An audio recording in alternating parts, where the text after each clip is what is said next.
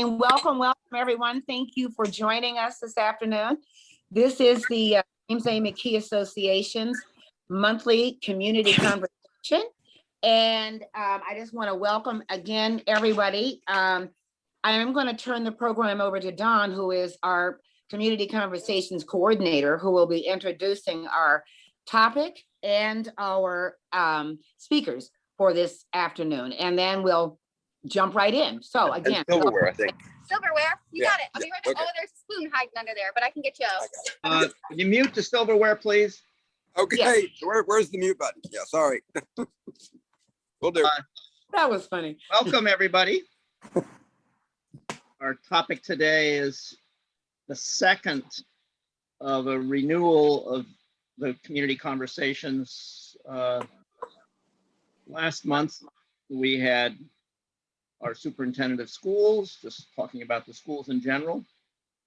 And next month, on May 26th, Jerry Sutton will present on the redistricting process that is about to happen statewide. I'll say a bit more of that as we close, but that next session will be May 26th. In today's session, the Citizens for Preservation of Mills Lawn Greenspace, Bernadine Parks, Terry Smith, Michael Slaughter will share their concerns and some background information about Mills Lawn land.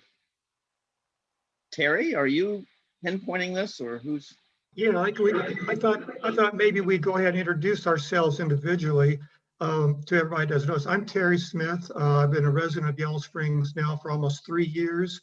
I'm a past elementary teacher and a past college professor in science and geography. And I'm currently working for the National Geographic Teacher Certification Program as an instructor online from right here in good Yellow Springs. Yeah. I'm Bernadine Parks. I've lived in Yellow Springs for 30 years now, and in the area most of my life. Yellow Springs has been part of my life as long as I can remember, even though I grew up in Enon. I am by training a clinical counselor. I'm mostly retired now, and in addition to private practice and working in a number of agencies, I also spent about 20 years teaching as an adjunct in the counselor ed department at Rice State. So that's who I am. I'm Michael Slaughter. I grew up in this town. I've been in and out of here for probably the past 50 years. My family, my mother was a teacher at Mills Lawn. I'm got my degree in electrical engineering, worked for a number of companies all over the place, East Coast, West Coast, doing a fair amount of consulting business in that same field from Yellow Springs. Okay, that's who we are. We're going to start our presentation. Bernadine will be speaking first. And I want to just let everybody know that the slides you're seeing, we're going to send those to the McKee group. You'll have access to all those to read them later. So we won't exactly read every single slide. We're just going to sort of narrate our way through this. And then we're ready to take questions. And then noting that we're only 3 members of this group of 9 people that are here with you today. So I thought it'd be better if we didn't have 9 people all talking at the same time about this. Okay, so I'm going to turn it over to Bernadine now and share my screen.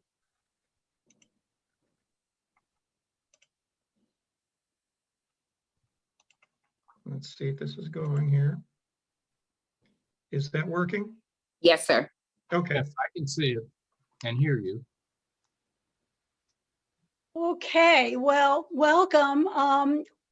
We've entitled our presentation Mills Lawn, Past, Present, and Future because we think that the past certainly should inform the future. And what you see in front of you is an 1855 map. And if William Mills were to walk into Yellow Springs today, he would be very familiar with what exists today because the bones of Yellow Springs are related to William Mills' vision. Next slide, Terry. But before William Mills came in about 1804, when the Europeans came, they quickly identified the springs and touted it for its health benefits. But the thing that was really interesting to me, that as early as 1812, a vision of Yellow Springs was a gleam in Lewis Davis's eyes.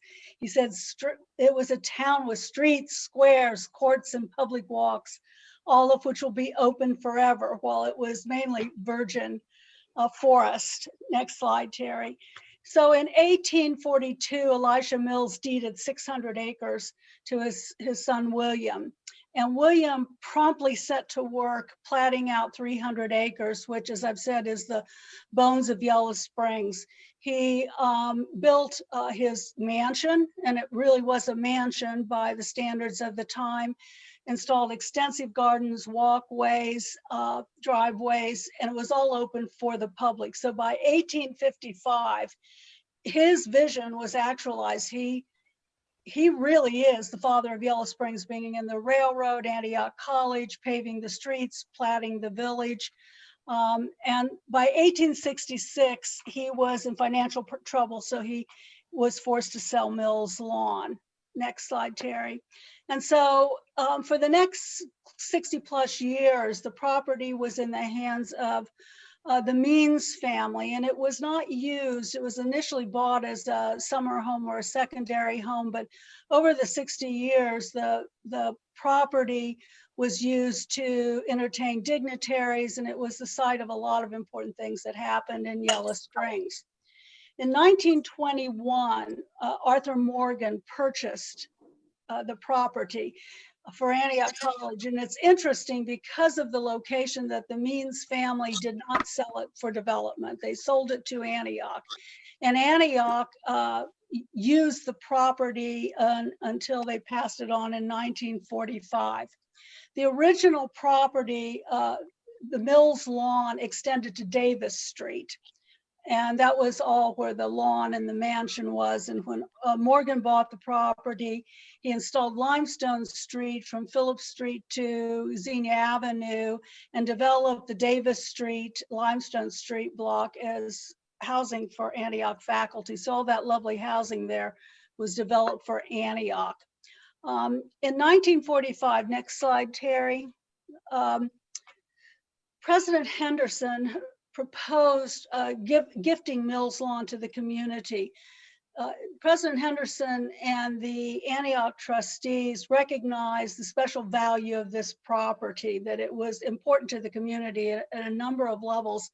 And so they wanted to pass it on to an official or unofficial body that would preserve it and make it indefinitely available to the community.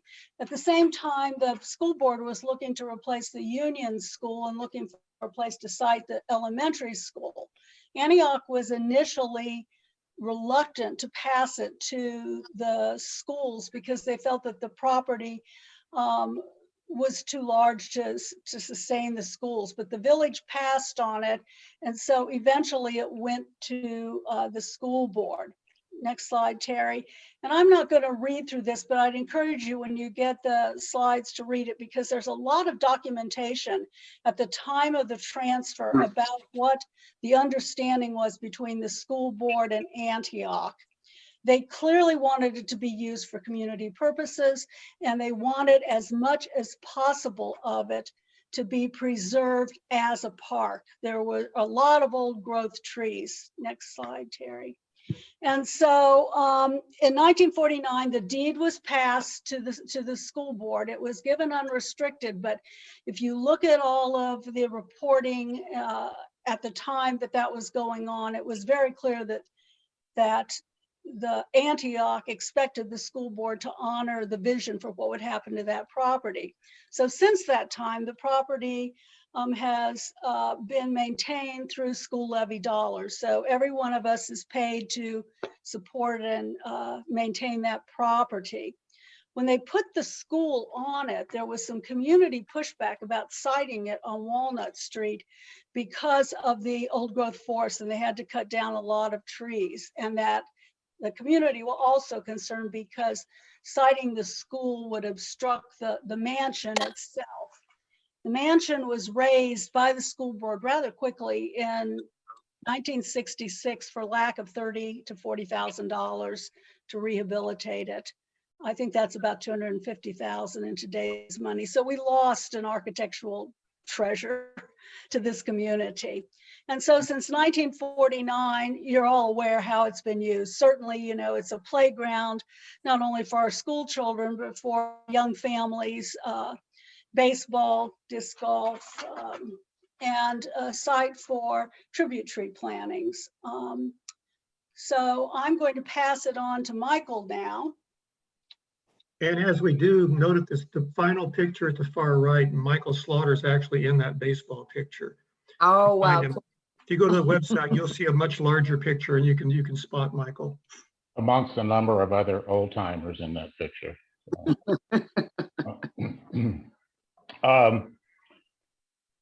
The community residents around Phillips and Elm Street, we discovered an issue in the development of the comprehensive land use plan. At that time, it was highlighted that they were proposing a series of diagonal parking spots along Phillips and Elm Street. And that was to provide additional parking for downtown businesses. At that time, we generated a petition and presented that to Village Council, and we successfully got that removed from the parking plan. Based on that particular situation, we discovered that the Mills Lawn property was zoned for commercial and high-density housing.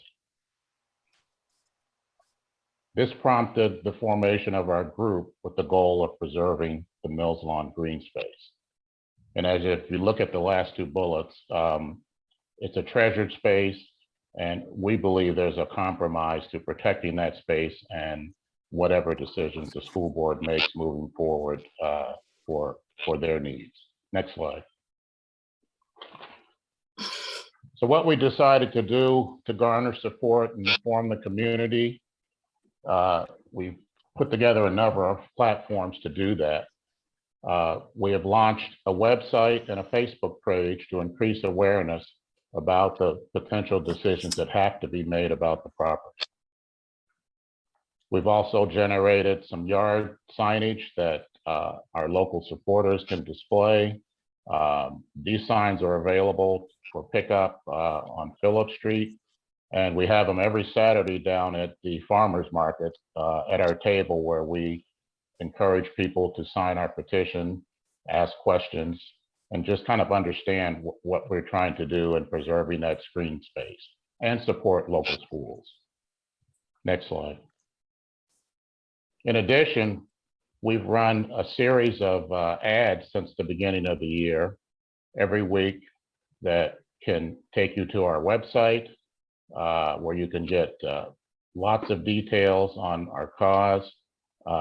You can send us emails, ask questions on Facebook also. And we just wanted to try to create some kind of a dialogue so that the community understands what's at stake here regarding the Mills Lawn property. In addition, we did provide an insert in one of the newspapers for residents that don't have internet and that type of thing to understand what our cause is and what we're trying to do in preserving that green space. So we've had about 13 ads and the petition insert, which was a couple of months ago. And I think we have somewhere, Terry, you'd have to update me, somewhere over 300 petition signatures at this point in time. Right, either 310 or 312 and still growing. Yeah. And still growing. And this is with just the efforts of the web page. We have some other activities that we're going to do later in the summer, but this is primarily through the website and Facebook that we've garnered this much support at this point in time. So I'll turn the next slide over to you, Terry. Okay, so I'm going to do just a look at the website, millslawngreenspace.org, but point out that we are very similarly, I would think, to the McKee group. We're for community awareness and education. And I noticed that that was two of your main things, the third being participatory democracy. So we have a similar approach to why we're doing what we're doing. And as you can see from our petition statement, we are just trying to get the major government bodies and the school board here to get together and do something that's good for the entire community. School people, school kids, everybody, residents, the ongoing future, what happens here, by working to make this place a park the best way we possibly can. So if you go to the website, you're going to find out the things we've been telling you today, but in much greater detail. You'll see the story of the past, some of the present concerns, and strong points we're making why it should be a public space, we believe. And all of our petition signers are certainly on board with that.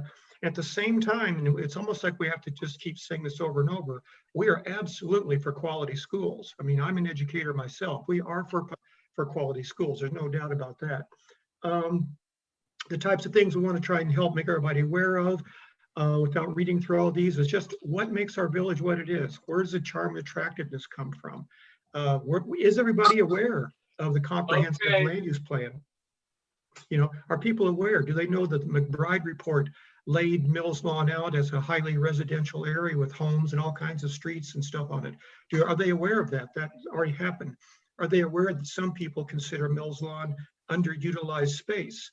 And then this last statement down here, I'm not sure if that came in from one of our petition signers or where, but it's just the whole idea that this place is our central park. It's at the heart of the village. And if it's gone, it's gone. And there's just no replacing something that's a treasure like this.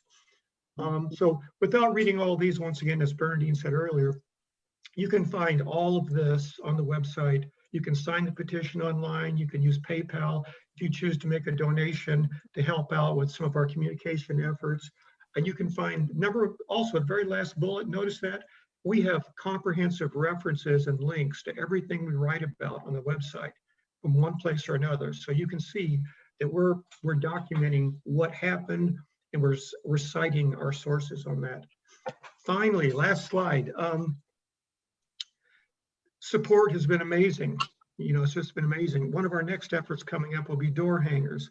And we have residents, or we have our signers ready to help out, to take to the streets, to hang door hangers, to come and get more signs to put in on their own property. And one last line here, if you see on the slide here, Annabella Sari is in on this today. She's part of the Yellow Springs Tree Committee.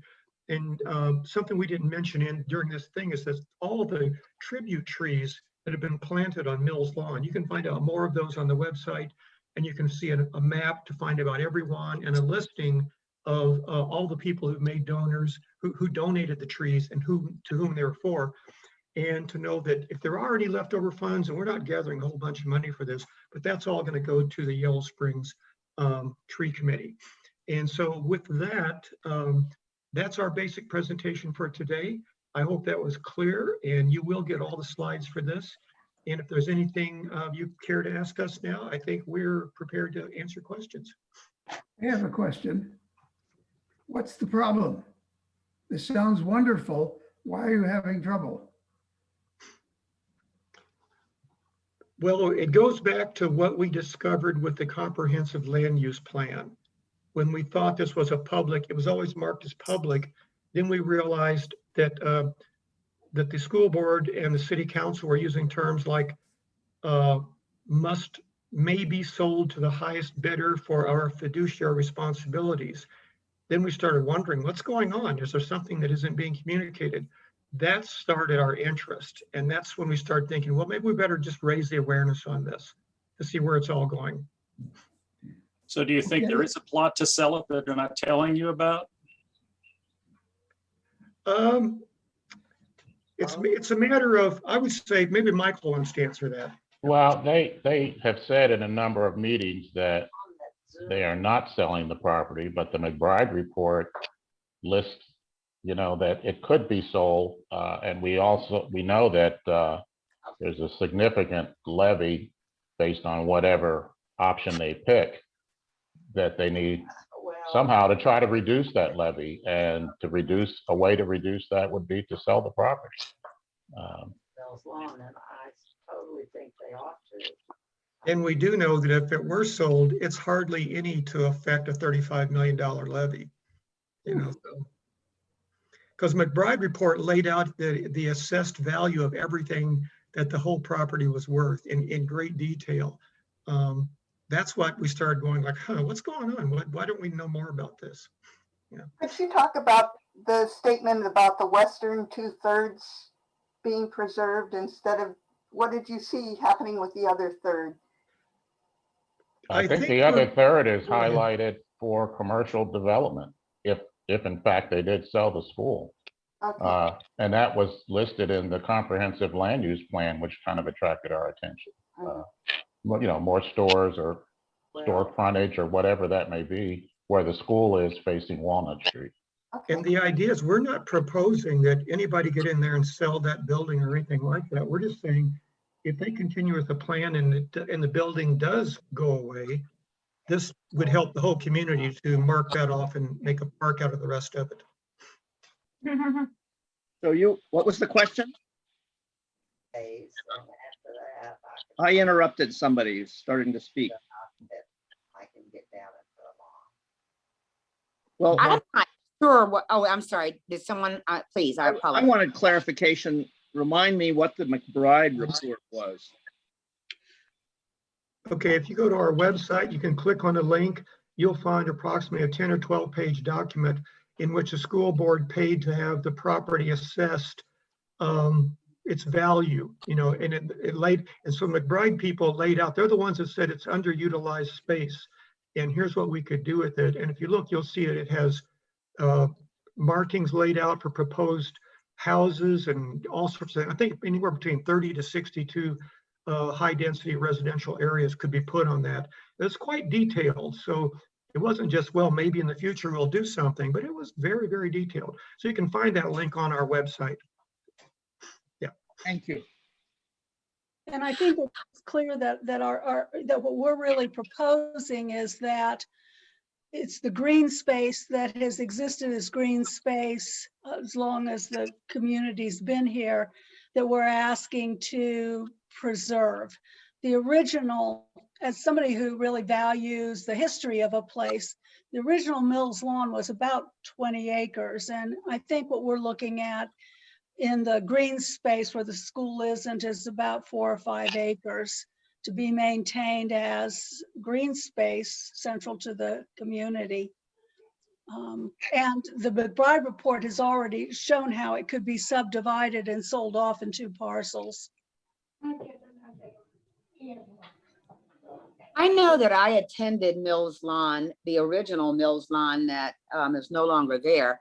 And it was such a tragedy to see that beautiful old home destroyed. And you look at it now and you recognize that it's a parking lot. And if that's any indication of what the future of Mills Lawn could be, if this committee is not successful in abating that, then that's really a sad set for the village. I understand the need to take a close look at the options, what the school has, because they're trying to find funding for a new school system. That makes sense to me. But to take away that valuable property right there in the center of town, I think would be tragic. If I had to guess, I would guess that the town would be behind everything you want to do. So I don't then understand what the problem is. Well, the school needs funding. I think they're in a tough position right now. And our mission is just to make the town aware of what options they may have to take and to educate the town on the green space. We found, I think initially, that people were not aware that it was zoned for high density housing and commercial. That was a surprise to me. And Harry, I'd like to respond to that also. When we have brought the topic up with various members of the school board, just to find out how they felt about this, I'm sorry to say we have not received any positive remarks back about how valuable that property is and how it actually benefits the entire community in the same way that a great school system benefits the entire community. We pretty much only heard that their interests are a great school system, and that's not their area, to be looking into. So if we had gotten any positive remarks about, we do also want to make sure we save that, that would abate some of our thoughts, but we're not getting any positive remarks back. Well, the point is that the school board is going to be asking the village for something in the order of $26 million again. And it was turned down decisively a few years ago and when it ran. And my guess is that it'll be turned down again, which puts the school board in a very different position with respect to you than they are now. Right, I think it's 35 million this time. Well, Yeah. that's correct, but Yeah. they expect that the state will provide 19%, which drops our bill down to 26 million, which is still outrageous. It's an outrageous amount of money. The village has a number of people, a large number of people who choose to live here who can't really afford that kind of money. It would raise my income taxes by 10%, which is okay, but a lot of other people can't afford to pay that at all. And that's the problem. So really asking for more than the village can sustain. And that's why they're after Mills Lawn, in order to get some money to have available to do what they want to do. And so that's what we're fighting. And I'm an old student of Mills Lawn, and an old villager. First of all, I'd like to know if you've done a complete tally of what all the villagers, what people are wanting, but also it just seems to me that so much of this boils down to money. And I've had this idea that we should have a great big, when Whitehall Farm went up for auction, the initial sentiment was being against development. And I suggested, well, why don't we be for something, like for saving the farm? And I'm wondering about whether we could have a great big effort to raise that $35 million and, contact our friends like John Lithgow and Dave Chappelle and other people that have friends who have friends, and just make a huge effort. Because if we could raise that money, then maybe this wouldn't be as big an issue. I would hate to see this middle of our town destroyed because we couldn't raise money. And so that's my 2 cents worth. I kind of feel like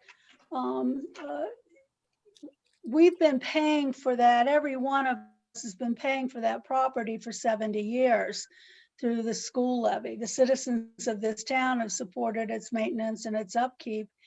And I think it's important, at least from my perspective, that the community have a say in what happens to that property, that it isn't solely at the discretion of the 5 or 6 members of the current school board to be making the decision if they decide to dispose, if Mills Lawn, the school is no longer there.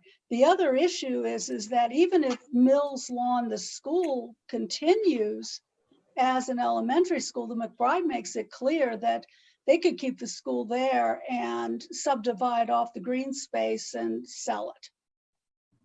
So having a school there doesn't protect it as we think it might. Okay. I'm trying to acknowledge the person whose hand is raised. Yes, please speak. I'm sorry. I don't know the technology well enough to push the right button. There I you don't go. either. This is Thank you. Peggy Kobernick. Hi, thank Hi, you. Peggy. It's my understanding that in order to receive state funds which for building a new facility, the size of our district population is around 600 kids, and the state will only give us money if we build a K-12 campus. And the K-12 campus will be where the current high school is. So it's probably a moot point that, well, unless they, because they've got those, still have those 4 options for the levy, that if the levy doesn't pass, Mills Lawn will probably still remain where it is. There's nothing else they can do about it. But if you watch that comprehensive land use planning, 2 council people voted to keep 2/3 of that land in green space, Curlis and Krieger. And the rest of them, including our manager, support that it become high density housing because there's a critical need for housing in this community. So it gets really sticky, and to how can we really promote that to stay green space? I would love it to stay green space. I think it would be criminal to do otherwise on it. I don't know that we're in jeopardy that much of, this is like home kind of houses, affordable Hi, home, Chris. so Yeah. that's an issue that if the levy does pass, which I don't know if it will or not, then we have to have a K-12 campus.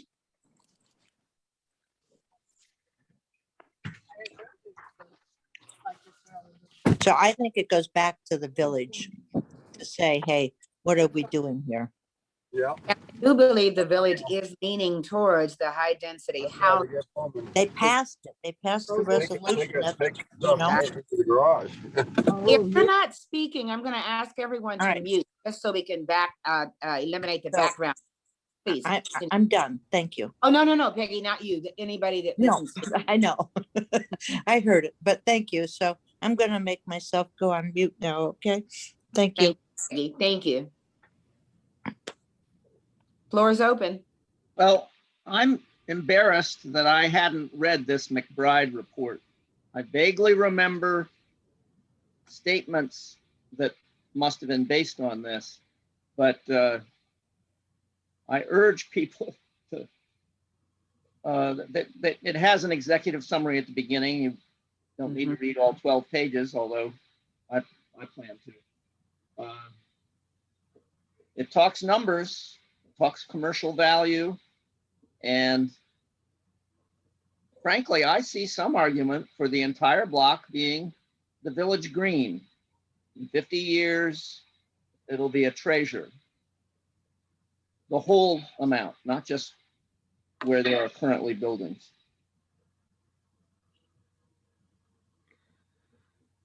I Well, don't know how to pay for that, but I think Question is, that's a what do we do? fundamental value. Am I permitted to speak? yes, sir. Everybody agrees with you, Okay.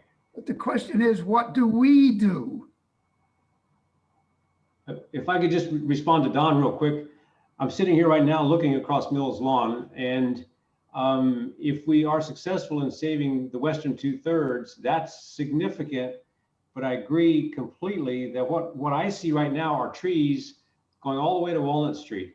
So I consider that entire area as valuable green space, not just up to a border, a 2/3 line drawn sort of arbitrarily through Mills Lawn, because there's this entire depth of field that I see there with trees all the way to Walnut Street.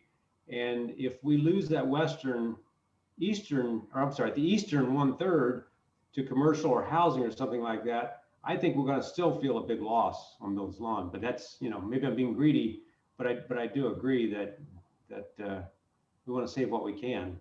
But I totally agree, Don. Okay, thank you. 45387. Right, or the James A. McKee Association. Okay, That's yeah. okay. Okay, can I ask, what is the mission of the McKee Group? Is there a?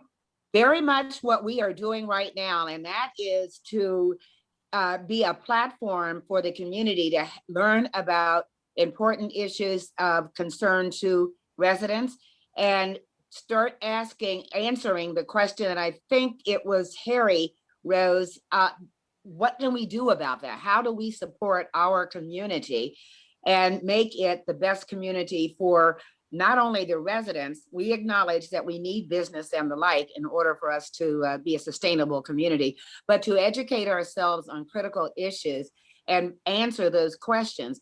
How can we best serve our community? So in a nutshell, that's the answer to your question.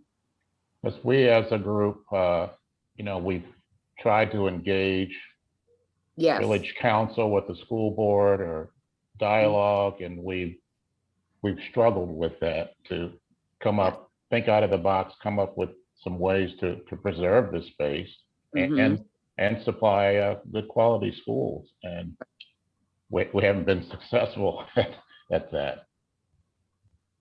I would dare say that if you get 20 people in a room, you're not going to have total consensus among all of them, especially if it's going to cost them money or cost them some sort of pay up to pay for it that they don't agree with.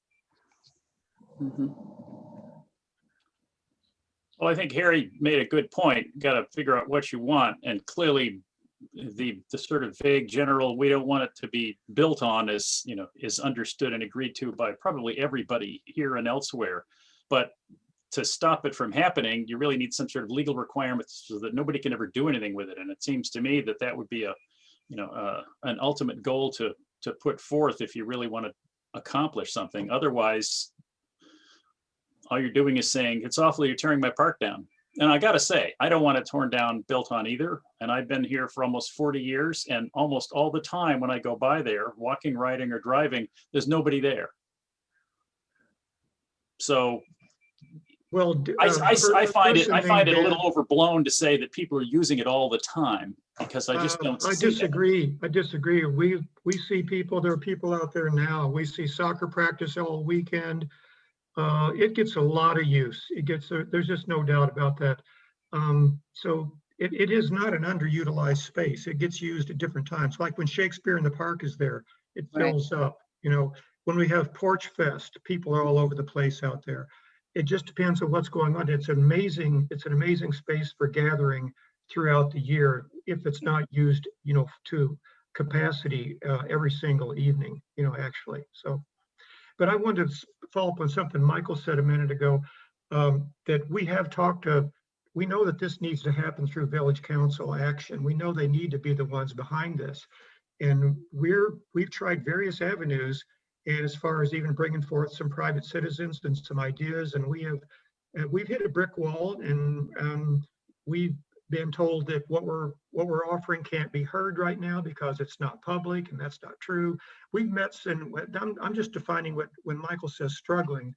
We've been trying to bring ideas forth that we think are creative, that can be done without a giant fundraising efforts, maybe similar to Whitehall. And it might meet the needs of most people in the community. So that's been ongoing, and it has been a struggle of communication. Yeah. And Jerry Sutton's got his hand up. Yes, Jerry. Just a thought. Has anybody tried to mobilize the Tecumseh Land Trust to negotiate a conservation easement on the property?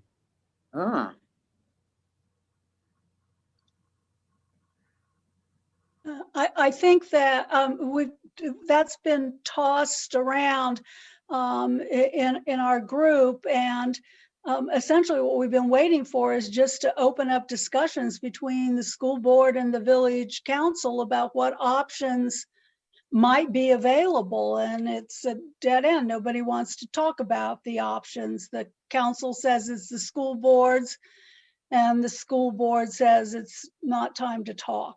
So Well, brings us back to Jerry Sutton. What he's just suggesting is that you move forward with the Tecumseh Land Trust and just take the weight out of their hands. Don't wait. Exactly. Yeah, making them an offer. They're trying to get some value out of the land. Tecumseh's structured to provide them a degree of value. Sure, it's not fair market value, full fair market value, but it provides them some money value, and the community gets something in return. How much does it cost? 5 million, 7 million bucks, 50 cents? They've got to work it. We've got conservation easements on the entire 1,000-acre Glen Helen. You know, the whole village is has a necklace of conservation easements around the whole 2 square miles, and they're all over the county.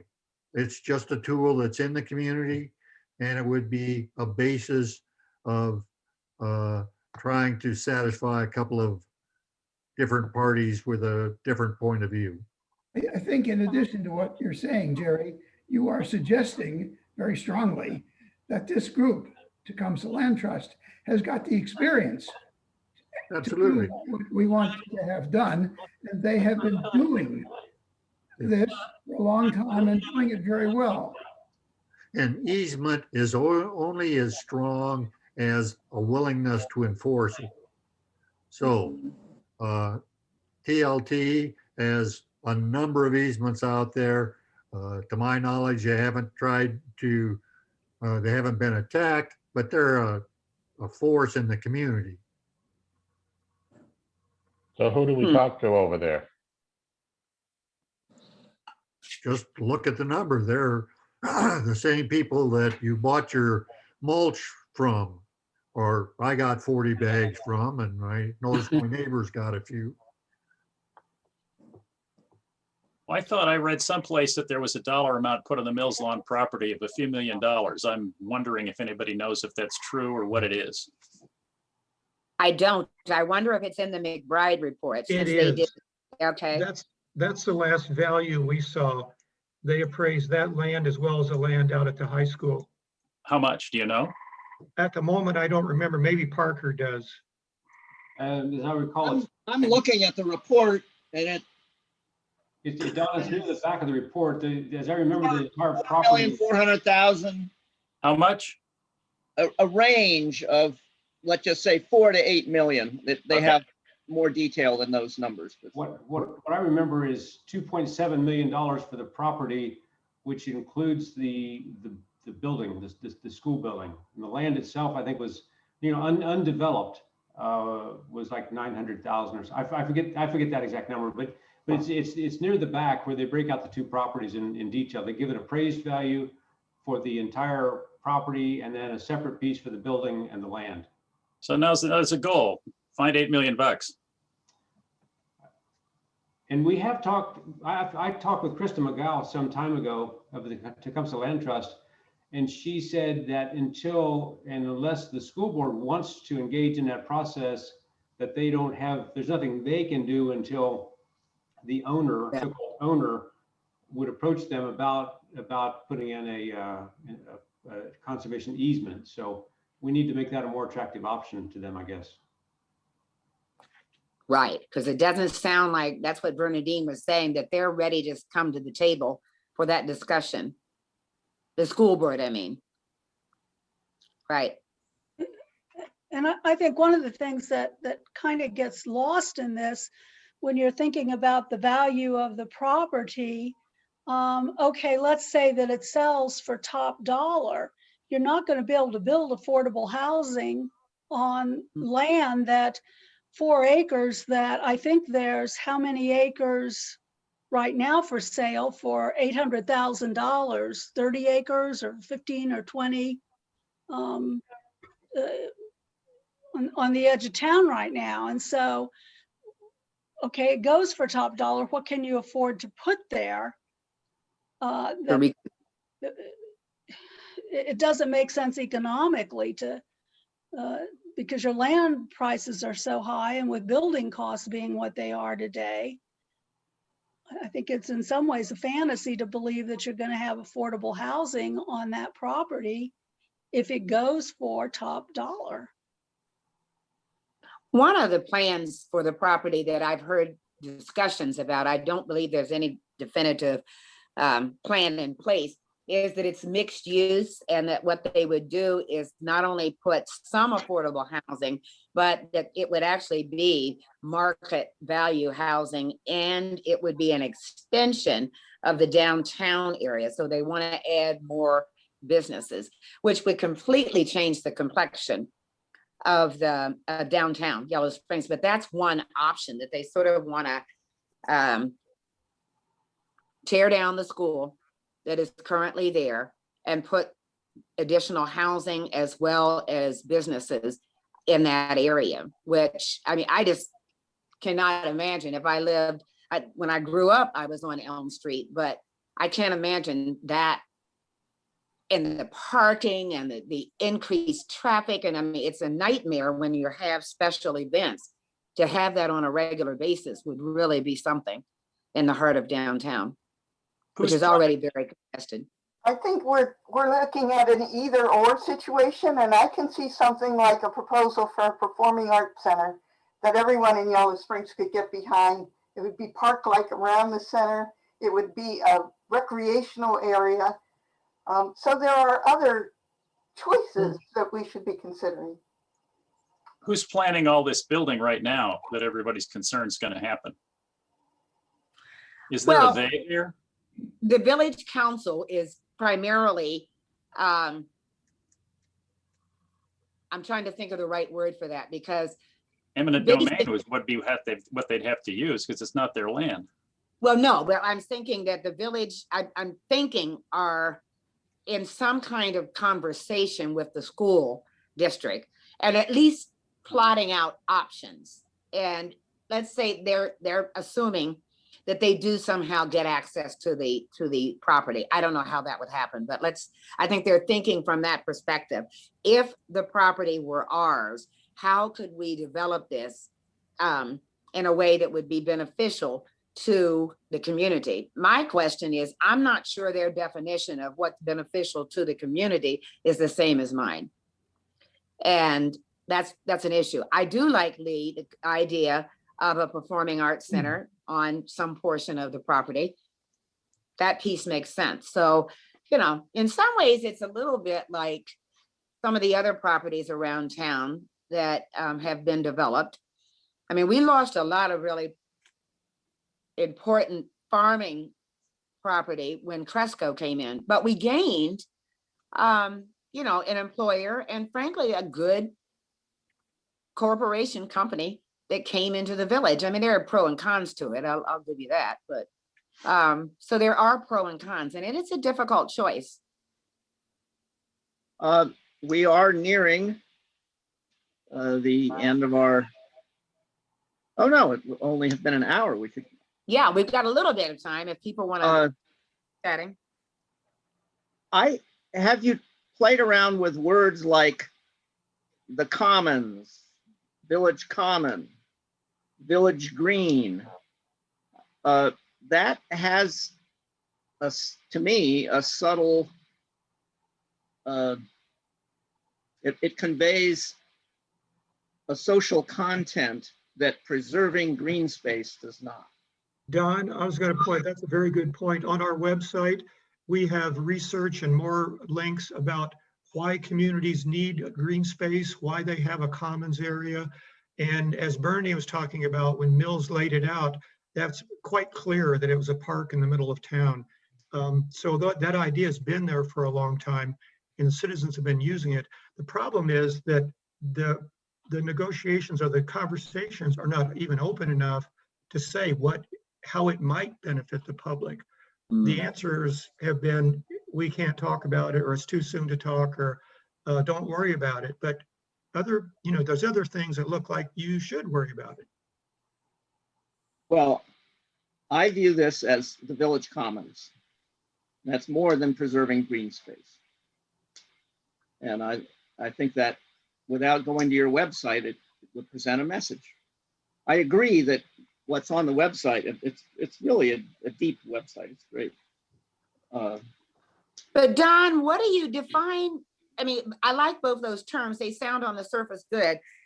What exactly are you meaning with it? What's involved in village commons? Well, my experience. Like the green over at the green? My And what, experience of Mills Lawn is different than, oh, I'm blanking, than Dad, Dave said. Dave Turner. Every other day, late afternoon, I'll walk across, and most of the time there's somebody else doing something. It might be just walking a dog. And sometimes I see a friend and we chat. And I think that like a park, except in the center of everything, it would be one of those places you run into people, such as walking down Xenia Avenue, see an old friend. I would like to see that expand and it be more of a village green, village commons. I think with the pandemic, we've sort of forgotten about the experience of communities coming together, our community. You know, we haven't had a street fair. And I loved hearing Karen talk about Mills Lawn, the house. And I remember the Apple Butter Festival. Oh, yes. Being there. And Yes. there's just no replacement for gathering. And if we get rid of that space, even though, you know, maybe we're not using it as much because it is a school, and but anyway, I just think that people coming together is a huge part of the experience of community. Yesterday, Jane and I were driving in Springfield, and I hadn't been there for a long time. And I just made me feel so glad to have Yellow Springs. And if we continue to have money rule whatever we're gonna do, then we're at the slave of the slave master. And I think that we need to find a way to raise the money that is needed to get to have the community that we deserve and that we want. So I'll be in charge of that. I'll be in charge of raising the $35 million. Listen. So you can relax. I'll take care of it. Well, I think it's all settled now. Yeah, I was going to say, there you go. That's what we needed. Yeah, go ahead, Bernadine. I was going to say, you know, one of the things that has always impressed me about Yellow Springs is people talk a lot about the charm, but part of that is because the central part of Yellow Springs was planned. It was a planned community, and it hasn't developed higgledy-piggledy like a lot of the area towns have. And you can go into any town and see what a business district slowly encroaching onto what were once lovely neighborhoods and ruining them. And I think that keeping that green space is part of the original vision for this village. What would make it livable and a charming place to be. And I feel very strongly that we do owe something to the history and also the hopes for the people that gifted Mills Lawn to the school board. I think there's a moral responsibility to honor those wishes. I could be overstating the fact, but.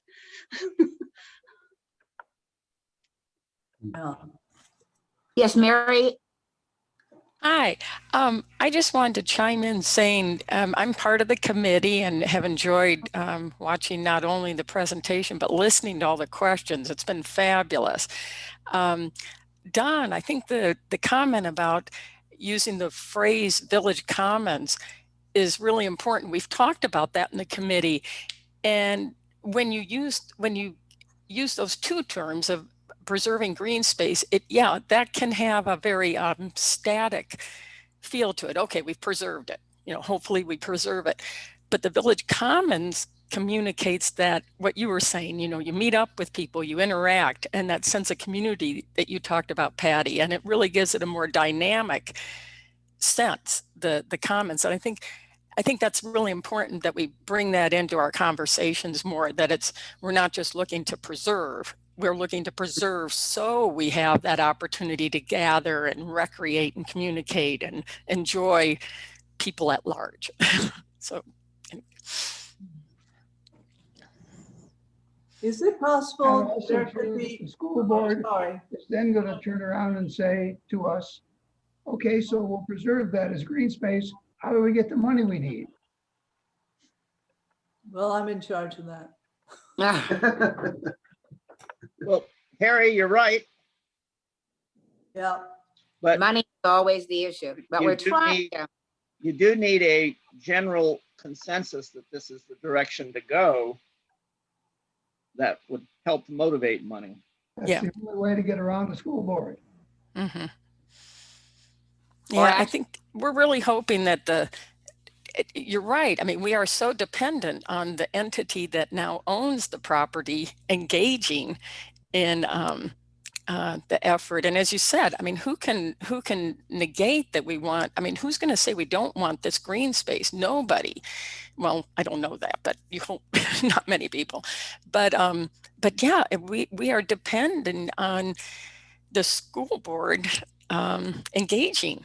And we've hoped that the village council would help prompt that or facilitate that. But to date, they're saying just, no, we're not going to do anything till the school board says they're ready. But we need the community at the very least being aware of the risk that this land is at this point. And then hopefully you've all of you have brought up such great points of that we need to remember and need to help the entire community. No. is there a committee to even investigate raising whatever money is needed for, you know, both the green space and of course the schools? Is there a fundraising committee? Do you know? At this point, for preserving the green space? Well, for preserving the green space, but also I think hand in hand with that is raising money for the schools, because a lot of need is the schools. And if that can be met, then there's not so much pressure on, you know, rid of the green space. Moving to Parker. I guess I should mention, I'm part of this same committee. And also I was asked to be on the community advisory team for the schools. And so the last meeting that we had where they went over the results of the poll that 130 some people out of the village took, grossly speaking, the poll indicated that there's people would like to have a brand new school, but that they don't want to pay for it. And so Terry Holden said that it appeared to her that they were going to have a capital raising campaign in addition to any levy. They were going to have to do additional fundraising, hoping for donations to augment whatever a levy might do. So I think they recognize that funding is the issue. And to our knowledge, so far there's no effort to raise the funds to buy Mills Lawn should we need to do that. And it could be sold at auction, and it would be a shame to just have, not be prepared to bid on it. So it's something that we as a committee have talked about, but we haven't been willing to go there yet to try to start that sort of campaign, because we're waiting to see what the schools really propose in terms of a new levy. Might be premature to get out there and try to get in front of that. And I did look on it. It's on page 13 of the McBride report, where they appraised, and this is in 2019, 8.84 acres, the land $417,000, the building 2.3 million, for a total of 2.7 million for the entire land with building. So, with appreciation, we'd be looking at probably raising $4 million or something of that nature. We just haven't gone there yet. So.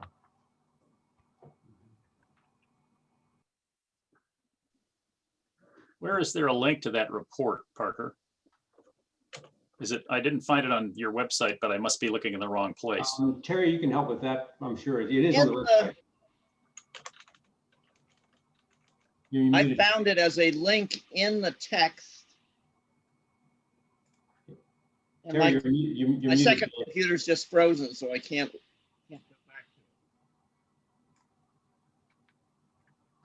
I'm not sure if I have it or not. I have a memorandum that was You're on back in. mute, Terry.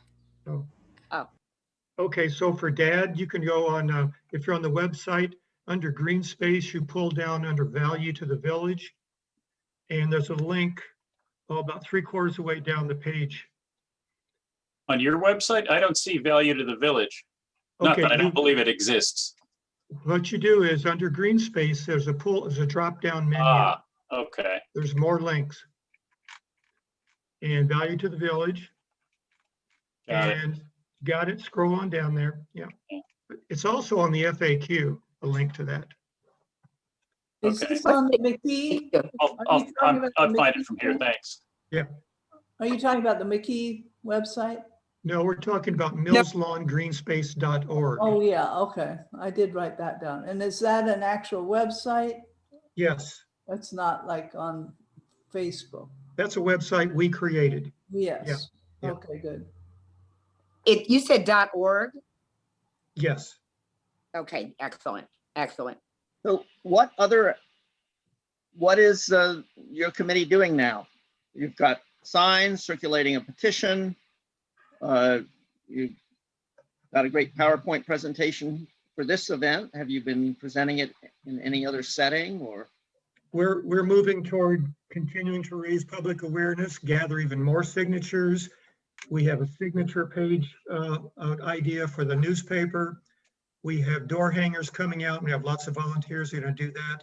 So at the moment, as Parker said, we're not sure what the school board is doing yet, but we're going to continue to raise awareness and gather even more signatures, as many as we possibly can, just like I said, in the same way that the McKee group works, education and awareness and participation in democracy.